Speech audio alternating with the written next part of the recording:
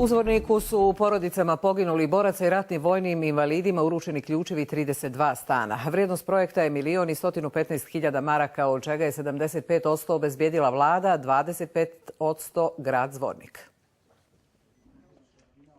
Nakon godina čekanja krov nad glavom dobile su 32 porodice. Ključeve novog stana primio je i ratni vojni invalid Zoran Birčaković. Ovo je neizmjerna sreća za mene i za moju porodicu. Ko čeka, taj dočeka. Eto.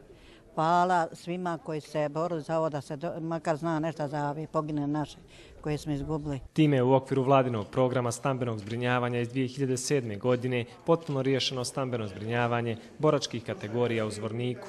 Lijep dan u radnom vijeku jednog gradonačelnika gdje smo zbrinuli 32 naše porodice. Porodice koje nisu ostvarile pravo, a procjenjuje se da ih u Zvorniku ima nekoliko desetina, moći će da konkurišu kada bude donesena nova uredba. Mi ćemo vrlo brzo donijeti novu uredbu i sa tom novom uredbom ćemo obuhvatiti sve one koji iz opravdanih razloga nisu se mogli javiti krajem 2007. godine i mi ćemo, ja se nadam, do 2018. godine završiti taj program stambenog zbrinjavanja. Zahvaljujući projektima vlade Srpske, u Zvorniku su do sada stambeno zbrinute 223 porodice iz ovih kategorija.